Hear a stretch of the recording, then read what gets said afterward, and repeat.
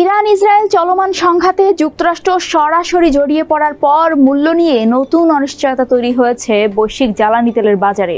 ১৩ June ভোররাতে ইরানে ইসরায়েলের বিমান হামলার পর থেকেই আন্তর্জাতিক বাজারে ঊর্ধ্বমুখী অপরিশোধিত তেলের দাম। প্রথম কয়েক ঘন্টার মধ্যেই বিশ্ববাজারে অপরিশোধিত জ্বালানি তেলের দাম বাড়ে প্রায় 10% হারে, যদিও পরবর্তীতে দাম কিছুটা কমলেও ফেরেনি আগের দামে। একে আরও অস্থির করে তুলেছে মার্কিন সম্পৃক্ততা। বিশ্লেষকরা মনে করছেন পরিস্থিতি আরও উত্তপ্ত হলে ব্যারেল প্রতি তেলের দাম ৩ গুণ পর্যন্ত বৃদ্ধির আশঙ্কা রয়েছে, যা ২০২২ সালে রাশিয়া ইউক্রেন যুদ্ধ শুরুর সময়ের চেয়েও বেশি।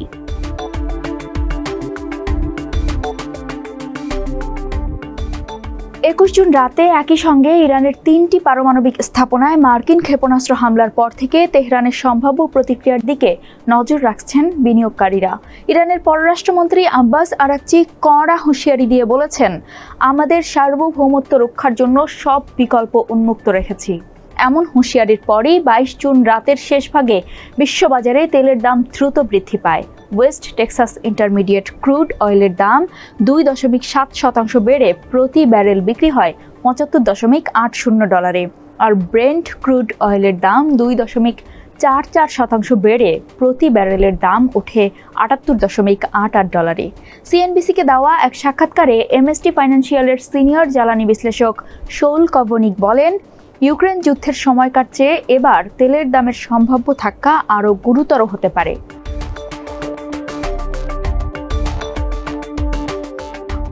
সংকট আরও বাড়িয়ে তুলেছে ইরানীয় সংসদের হরমুজ প্রণালী বন্ধের অনুমোদন। পারস্য উপসাগর ও আরব সাগরের সংযোগকারী এই জলপথ দিয়ে প্রতিদিন গড়ে প্রায় ২ কোটি ব্যারেল তেল পরিবহন করা হয়, যা বৈশ্বিক তেল বাণিজ্যের প্রায় ১/৫। এই পথ বন্ধ হয়ে গেলে তা বিশ্ব অর্থনীতির জন্য বিপর্যয় ডেকে আনতে পারে। লিপো অয়েল অ্যাসোসিয়েটসের অ্যান্ডি লিপো বলেন, হরমুজ প্রণালী কিছুদিনের জন্য বন্ধ থাকলে তেলের দাম ব্যারেল প্রতি $১০০ অতিক্রম করবে, আর কয়েক সপ্তাহ বন্ধ থাকলে দাম পৌঁছাবে ২০২২ সালের সর্বোচ্চ সীমার কাছাকাছি।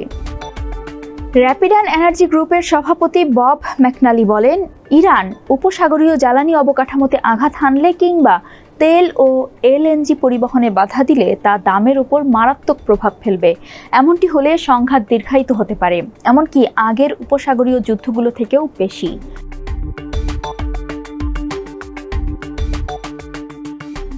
ইরান ইসরায়েলের সংঘাতের প্রেক্ষাপটে ওয়াল স্ট্রিটের নেতিবাচক প্রতিক্রিয়া দেখা গেছে ২২ জুন রাত থেকেই। ডো ১৭৫ পয়েন্ট বা ০.৪% কমেছে। একইভাবে S&P 500 ও প্রযুক্তি নির্ভর নাসডাক ০.৫% কমেছে। তবে এই সংকটকালে নিরাপদ আশ্রয় হিসেবে ডলারের প্রতি বিনিয়োগকারীদের আস্থার কারণে ডলারের দাম উল্টো ০.৩% বেড়েছে। অন্যদিকে ইসরায়েলের পুঁজিবাজারে দেখা গেছে চাঙ্গা ভাব।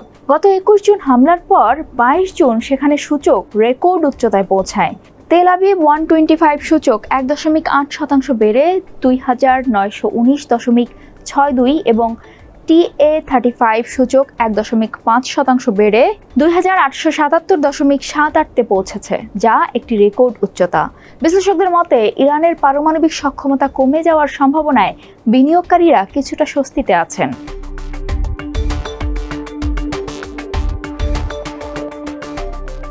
ইরানের হরমুজ প্রণালী বন্ধের হুমকি এই প্রথম নয়। ২০১৮ সালে পারমাণবিক চুক্তি থেকে যুক্তরাষ্ট্র বেরিয়ে যাওয়ার পর এবং নিষেধাজ্ঞা আরোপের প্রতিক্রিয়ায় একই হুমকি দিয়েছিল তেহরান।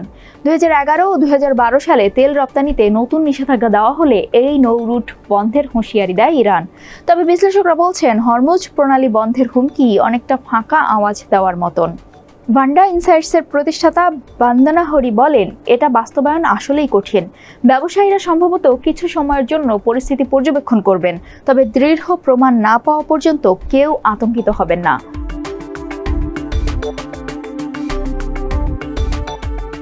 তেল প্রবাহ বন্ধ হলে শুধু তেলের দাম নয়, মুদ্রাস্ফীতিও হু হু করে বাড়বে বলে আশঙ্কা অর্থনীতিবিদদের। বর্তমানে দৈনিক গড়ে ১৩.৪ মিলিয়ন ব্যারেল তেল উৎপাদন করে যুক্তরাষ্ট্র, আর তাদের অপরিশোধিত তেলের মজুদ ছাড়িয়েছে ২০০ মিলিয়ন ব্যারেলে।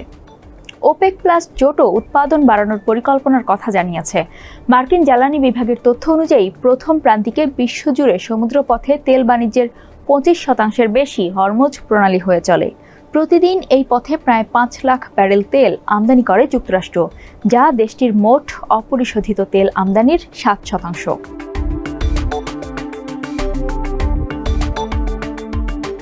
বিশেষজ্ঞদের মতে এই সংঘাত আরও তীব্রতর হলে এবং প্রতিশোধমূলক পদক্ষেপ হিসেবে ইরান হরমুজ প্রণালী বন্ধ করলে বিশ্ব অর্থনীতিতে ব্যাপক প্রভাব পড়বে। বিশেষত যুক্তরাষ্ট্রে উচ্চ মূল্যস্ফীতির সম্ভাবনা অনেক বেশি।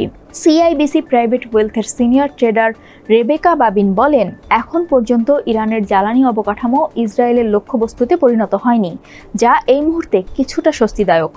মনে হচ্ছে দুই পক্ষই এখন পর্যন্ত অন্তত তেলকে সরাসরি যুদ্ধের রেখা থেকে দূরে রাখতে চাইছে।